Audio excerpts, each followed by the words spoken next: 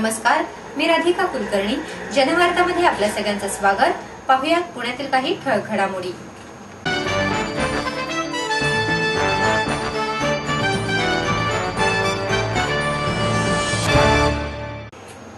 12वीच्या परीक्षेचा ऑनलाईन निकाल जाहीर झाला असून आजवरच्या टक्केवारीच्या सर्वाधिक म्हणजेच 90.3% इतका लागला आहे. राज्य शिक्षण मंडळाकडून घेण्यात आलेल्या 12वी परीक्षेचा ऑनलाईन निकाल जाहीर झाला असून बोर्डाचा आजवरचा सर्वाधिक टक्केवारीचा निकाल लागला आहे. राज्याचा एकूण निकाल हा 90.3% लागला असून यंदाही मुलींनी बाजी मारली आहे. दुपारी 1 वाजता हा निकाल मंडळाच्या वेबसाईटवर पाहता आला. निकालाची मूळ प्रत मंगळवारी 10 जून रोजी दुपारी 3 वाजता विद्यार्थ्यांना शाळेत मिळेल. पुण्याचा निकाल 90.73%, अमरावती 91.85%, कोकण विभाग 94.85%, नागपूरचा 89.60%, औरंगाबाद 90.98%, लातूर 90.60%, मुंबई 88.30% इतका लागला आहे. राज्यात यंदा कोकण विभागाने बाजी मारल्याचं दिसून येतं. महाराष्ट्र राज्य माध्यमिक आणि उच्च माध्यमिक शिक्षण मंडळातर्फे घेण्यात आलेल्या 12वीच्या परीक्षेला मुंबई, पुणे, नागपूर, औरंगाबाद, कोल्हापूर, अमरावती, नाशिक, लातूर आणि कोकण या 9 विभागीय मंडळातून 13,37,114 विद्यार्थी परीक्षेला बसले होते. यात 7,59,809 मुले तर 5,77,305 मुलींचा समावेश होता. विद्यार्थ्यांना राज्य शिक्षण मंडळाच्या www.msbshsc.ac.in या वेबसाईटवर त्यांचा निकाल पाहता येईल. यावेळी विद्यार्थ्यांना निकालाचा सर्व सारांश आणि विषयनिहाय गुणही समजणार आहेत. तसेच त्यांना या निकालाची प्रत प्रिंट करून घेता येईल.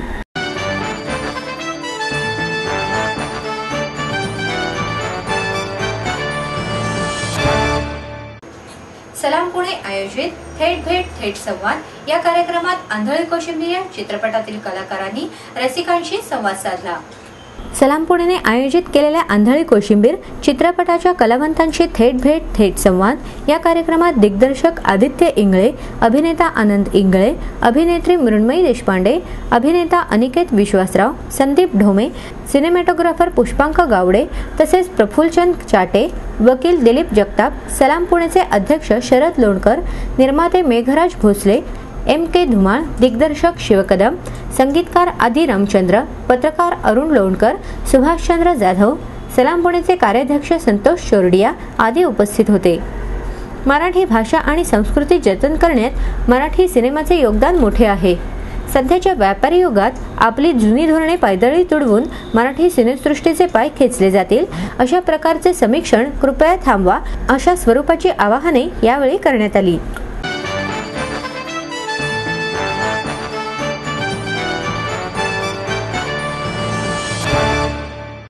एडमिशन के साथ अपॉइंटमेंट लेटर भी. B civil, computers, electronics, electronic and telecommunications, IT and mechanical. MA Computers, Electronics, IT and Mechanical, Diploma Engineering, Mechanical and Computer. MBA Finance, HR and Marketing. BCA, BBA, MBA and MCA for Engineering और साथ ही D.Pharm, B.Pharm और M.Pharm भी. सिद्धांत international school CBSE from nursery to 5th standard. सिद्धांत college. Transport एवं hostel facility. 22 एकड़ का विशाल campus. AICT Delhi और पुणे यूनिवर्सिटी द्वारा मान्यता प्राप्त.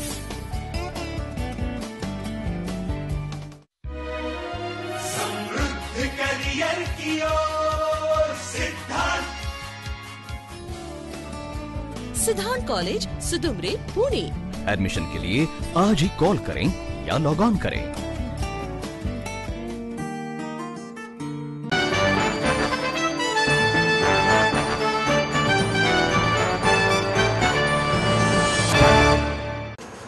एनडीएच्या 126व्या तुकडीतील छात्रांनी सादर केलेल्या शानदार संचलनाने दीक्षांत समारंभ मोठ्या दिमाखात पार पडला.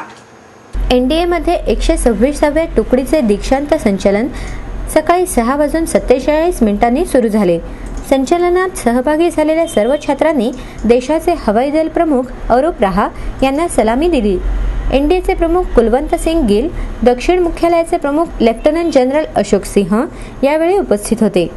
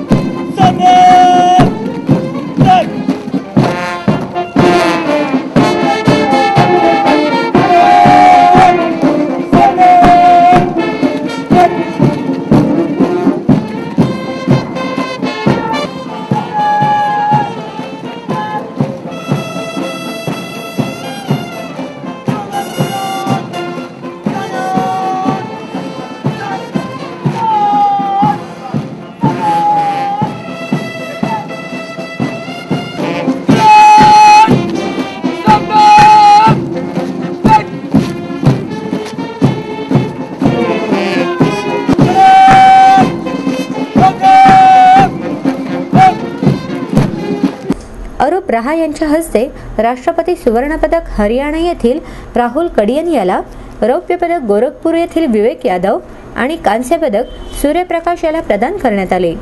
तर चीफ ऑफ स्टाफचा ध्वज यंदा नोव्हेंबर स्क्वाड्रनने पटकावला.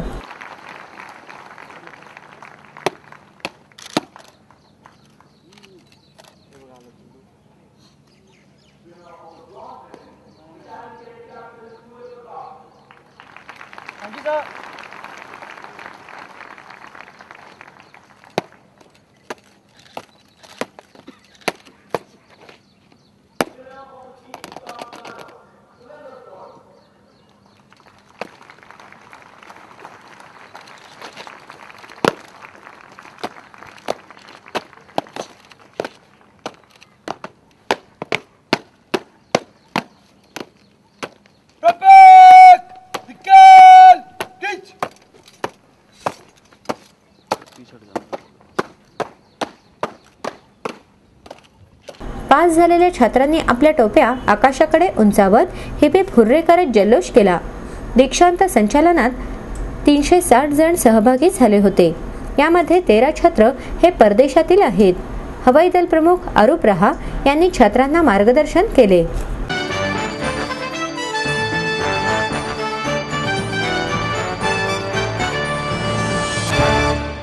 आपलं स्वप्न, आपलं मन, आपलं स्वतःचं घर हेच खरं धन. समृद्ध जीवन पार्क सादर करत आहे 140 फ्लॅट्सची एक प्रशस्त गृह योजना. कात्रज कोंढवा रोडवर बिबवेवाडी पासून फक्त 2 किलोमीटर अंतरावर आपल्या आर्थिक गणितात बसणारे 1 व 2 BHK फ्लॅट्स. तब्बल 3 मजली पार्किंग सह ऐस पैस गार्डन, क्लब हाऊस आणि इतर सुविधांनी सुसज्ज. बुकिंग साठी संपर्क 9850937373 9850947373. समृद्ध जीवन, नांदी सौभाग्याची, सुरुवात प्रगतीची.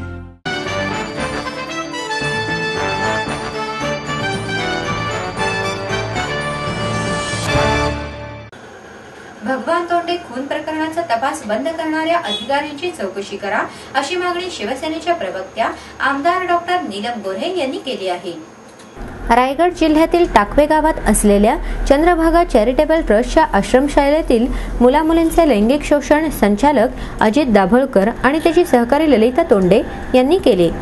या प्रकाराकडे जाणीवपूर्वक दुर्लक्ष करणाऱ्या रायगड महिला आणि बालविकास अधिकारी आणि कर्जत पोलीस ठाण्याच्या वरिष्ठ अधिकाऱ्यांची चौकशी करून त्यांच्यावर कारवाई करण्यात यावी, अशी मागणी गोऱ्हे यांनी यावेळी केली.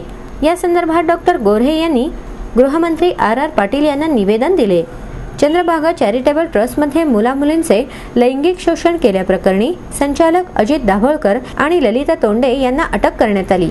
ललिता हिचा पती भगवान तोंडे यांचाही 20 जून 2002 रोजी संशयास्पद मृत्यू झाला होता. या आश्रमशाळेत गेली 6 वर्षे गैरप्रकार सुरू होते. दाभोळकरच्या गैरकृत्यांकडे जाणीवपूर्वक दुर्लक्ष करण्यात आले. यामागे रायगड जिल्ह्यातील बडे प्रस्थ असावे, असा आरोप नीलम गोऱ्हे यांनी केला.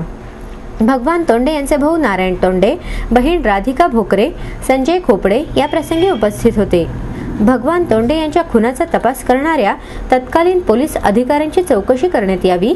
अजित दाभोळकर आणि ललिता तोंडे यांना जामीन मिळू नये. पीडित मुलामुलींचे जबाब कलम 164 नुसार लेखी घेण्यात यावे. चंद्रभागा ट्रस्टची मान्यता रद्द करण्यात आली असली तरी शासनाने तो चालवावा, त्यामुळे मुलामुलींचे पुनर्वसन होईल, अशा मागण्या गोऱ्हे यांनी यावेळी केल्या. कर्जत येथे चंद्रभागा चॅरिटेबल ट्रस्टच्या परिसरामध्ये त्या आश्रमामध्ये अनेक बालकांचं लैंगिक शोषण झालंय. याच्या पूर्वी भगवान तोंडे यांचाही 2009 मध्ये संशयास्पद मृत्यू झाला होता. त्याबद्दलच्या CID चौकशीच्या अहवालामध्ये हे स्पष्ट झालं होतं की त्यामधल्या कारभाराबद्दलच्या काही तक्रारी आहेत. असं असून देखील हा आश्रम अनधिकृत आहे याच्याकडे रायगड पोलीस आणि रायगडच्या महिला बालविकास अधिकारी तसंच कोकण आयुक्त परिसरावरच्या अधिकाऱ्यांनी जे दुर्लक्ष केलं, त्याच्यामुळे या छोट्या मुलांना गेल्या 5 वर्षामध्ये लैंगिक शोषणाचं बळी व्हावं लागलेलं आहे.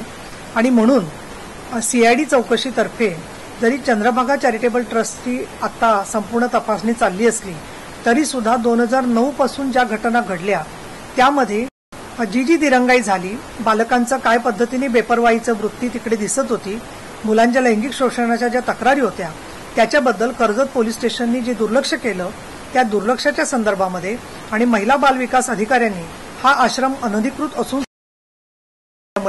2009 पासून 2014 पर्यंत ज्यांनी दिरंगाई केली त्या सगळ्यांची चौकशी गृह विभाग आणि महिला बाल विकास विभाग यांच्या अखत्यारीमध्ये झाली पाहिजे आणि त्याचसोबत या सगळ्या घटनेच्या मध्ये कोणीतरी उच्च पदस्थ त्याचा दबाव किंवा सूत्रधार अजित दाभोळकरचे पाठीराखे फार मोठे असल्यामुळे रायगड पोलिसांनी दबावाखाली या सगळ्या चौकशांमधून काही सत्य बाहेर येऊ दिलं नाही का हे सगळे प्रश्न तयार होत आहेत आणि म्हणून मी विधानमंडळामध्ये पण मागणी करणार आहे आणि तोंडे कुटुंबियांनी जी मागणी केलेली आहे त्याच्याही मध्ये स्वतः गृहमंत्र्यांनी लक्ष घालावं अशा प्रकारचं निवेदन मी सरकारकडे दिलेलं आहे। एक तर परभणीमधली जी घटना आहे त्याच्यामध्ये ती महिला सरकारी कर्मचारी आहे आणि जिथे महिला सरकारच्या कर्मचारी म्हणून काम करत असतात तिथे त्यांची सुरक्षितता ही सरकारची जबाबदारी असते आणि म्हणून एखाद्या गुंडांनी येऊन त्या महिला परिचारिकेला मारहाण केली असेल तर केवळ तिने वैयक्तिक तक्रार द्यावी म्हणून वाट बघणं पुरेसं नाहीये, तर तिथे स्वतः सिव्हिल सर्जन किंवा त्या हॉस्पिटलच्या डीन यांनी सुद्धा तक्रार करून त्या महिलेला संरक्षण द्यायला पाहिजे होतं असं मला वाटतं। परंतु एकूणच महिलांच्या सुरक्षिततेबद्दलची अतिशय बेफिकिरीची भूमिका सरकारमध्ये दिसते। दुसरा मला असा भाग वाटतो आहे की उस्मानाबादची घटना असेल की रायगडमधली घटना असेल आता परभणीची घटना असेल, गृह विभागाच्या बरोबरच सर्वच मंत्रालयांना आज आपण बघू अकार्यक्षमतेमुळे जणू काही टाळं लागल्यासारखी परिस्थिती आहे आणि त्याचमुळे सरकारी कर्मचाऱ्यांचे प्रश्न असतील किंवा गुंडगिरीला पायबंद घालण्याचे प्रश्न असतील या सगळ्यामध्ये आपल्याला दिसतं आहे की प्रचंड निष्काळजीपणा सातत्याने झालेला दिसतोय आणि त्याच्यामुळे कुणीही यावं आणि कायदा हातात घेऊन कुठल्याही महिलेच्या अब्रूला हात घालावा अशा प्रकारची परिस्थिती दिसते आणि म्हणून मला असं वाटतं की जे अधिकारी आहेत त्या अधिकाऱ्यांना काही चांगलं काम करायचंय त्यांनी कुठल्याही दबावाला बळी न पडता काम केलं पाहिजे आणि त्याचबरोबर जिथे आम्हाला सगळे डिपार्टमेंट पोखरलेली दिसत आहेत तिथे आम्हाला असं वाटतं की अशा अकार्यक्षम आणि भ्रष्टाचाराने पोखरलेल्या अधिकाऱ्यांची यादी तयार करून त्यांच्यावरती आम्ही योग्य ती कारवाई करण्यासाठी म्हणून निश्चितपणाने प्रयत्न करणार आहोत। राधिका विठ्ठल बोत्रे, माझा आरोप असा आहे की माझा भाऊ तिकडे गेला तर तो संशयास्पद मृत्यू नाहीये, त्यांनी अगदी त्याची मर्डर केली का तर ती 11 दिवसांनी आम्हाला डेड बॉडी मिळाली। भगवान भिकाजी तोंडे तो कर्जतमध्ये कामाला म्हणून गेलता, तिथं त्याचा मर्डर झाला आणि ललिता तोंडे आणि अजित दाभोळकर ह्यांचा आमचा पूर्ण संशय का तर तो 3 जूनला माझ्याकडे आला तेव्हा तो मला म्हटलेला की त्यांच्यामध्ये अनेक संबंध आहे, तो परत येतो म्हटला। त्याच्यानंतर आम्हाला डायरेक्ट 9 जुलैला असं तिने मिसिंग म्हणजे सांगितलं फोनवरून की तुमचा भाऊ काल गेलाय परत आला नाही। त्याच्यानंतर आम्ही तिथं जाऊन फार प्रयत्न केले पण अजित दाभोळकरनी आम्हाला तिथं कंप्लेंट न देण्याचं सांगितलं, माझ्या संस्थेचं नाव खराब होऊन हे होईल। त्या भाऊजाईनी आणि त्या अजित दाभोळकरनी आम्हाला कुठेही काहीही सहकार्य केलेलं नाहीये। आम्ही फार फिरलो, फार अगदी रायगडमध्ये ते सरदेसाई म्हणून तिथं एक पेशी होता, त्यांनी सुद्धा आमची कंप्लेंट घेतली नाही। आम्ही खूप मोठा माप तिथं गेलो पण आम्हाला कोणीही कुठेही काही सहकार्य केलं नाही। मी अगदी RR पाटलापर्यंत गेलो, शियाबाईवाल्यांना केस दिली पण आम्हाला कुठेही काहीही म्हणजे आमच्या हाती लागलेलं नाहीये। आता आमची एवढीच मागणी की त्या दोघांना याच्यावरून का होईना पण जन्मठेपेची शिक्षा व्हावी। अनाथ आश्रमामध्ये म्हणजे त्या मुलांना काम करायला सांगायचं आहे, काही म्हणजे वाटेल तसं हे करून घ्यायचं। शिवाय त्या दोघांचं अनैतिक संबंध होते त्यामुळे त्याला तिथे राहायचं नव्हतं, तो केवळ त्याच्या मुलाला आणि मला एवढंच म्हटलं की आता सध्या काही बोलू नकोस, मी जेव्हा त्यांना घेऊन येईन तेव्हा या गोष्टीवर आपण सगळीजण घरात बसून बोलूया, पण ती वेळ आलीच नाही आमच्यावर।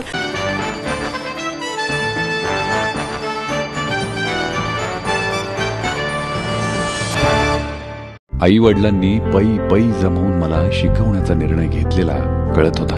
माझ्या उच्च शिक्षणासाठी त्यांनी मला कायमचा आधार मिळवून दिला होता। त्यांनी स्वतःसाठी कधीच काही केलं नाही पण माझ्यासाठी Samruddha Jeevan multistate multipurpose cooperative society limited, गुंतवणूक भावनांची, आनंद लक्षावधीचा। Samruddha Jeevan multistate multipurpose cooperative society limited.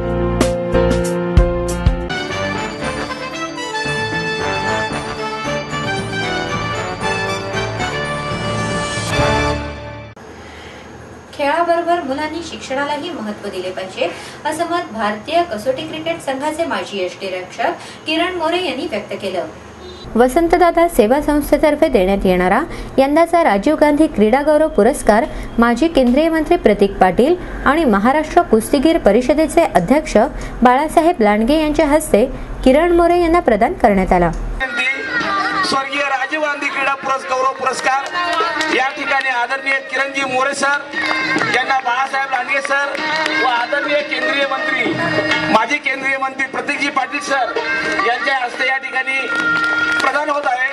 प्रेक्षकांना नम्र विनंती, कृपया टाळ्यांच्या गजरात उभं राहून आपण आदरणीय किरणजी मोरे सर त्यांचा आपण या ठिकाणी सन्मान करावा.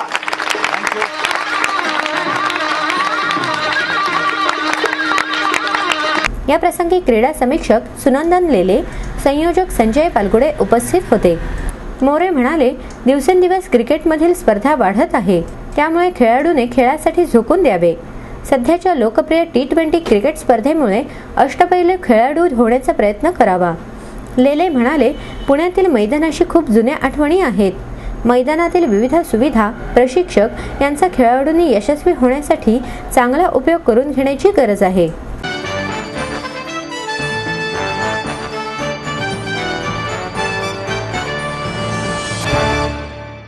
निवडणुकीत मोदी फॅक्टरसह मनी फॅक्टरचाही वापर करण्यात आला असल्याचा आरोप सामाजिक कार्यकर्त्या मेधा पाटकर यांनी केला. कार्यकर्ता पत्रकार संजय संगवई आणि श्रावण मोडक यांच्या प्रथम स्मृतिदिनानिमित्त आयोजित राजकारणाचे नवे संदर्भ, नवी आव्हाने या विचार मंथनपर व्याख्यानात त्या बोलत होत्या.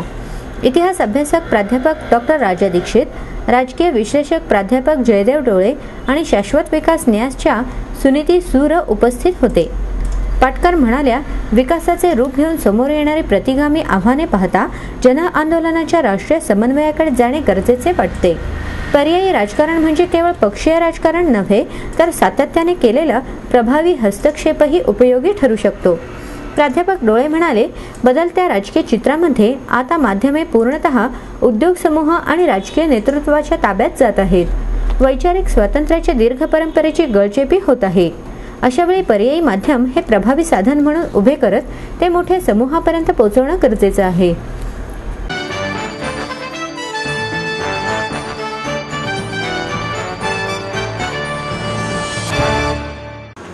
खेळाडूंच्या सर्वांगीण विकासाकरता पालक, प्रशिक्षक, संघटक या सर्वांनीच सकारात्मक वृत्ती अंगीकारली पाहिजे, असं मत भारतीय विद्यापीठाचे क्रीडा संचालक डॉक्टर B.R. हिमालयन यांनी व्यक्त केलं. हवेली तालुका बॅडमिंटन संघटनेतर्फे आयोजित केलेल्या शाळांमध्ये बॅडमिंटन या उपक्रमांतर्गत या कार्यक्रमाचं आयोजन करण्यात आलं होतं.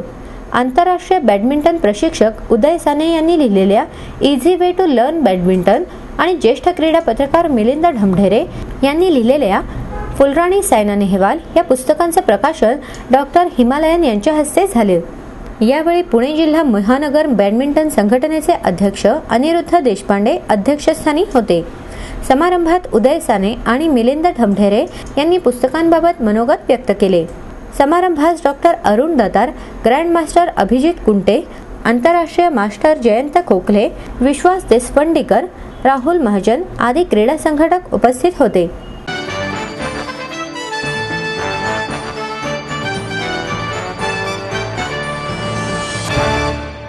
माहेर सोडून सासरी आले. इथेही प्रेमाची, मायेची माणसं होती. पण माझं भविष्य सुरक्षित आहे याचा आनंद, आत्मविश्वास वाढवणारा होता. Samruddha Jeevan multistate multipurpose cooperative society limited. गुंतवणूक भावनांची, आनंद लक्षावधीचा. Samruddha Jeevan multistate multipurpose cooperative society limited.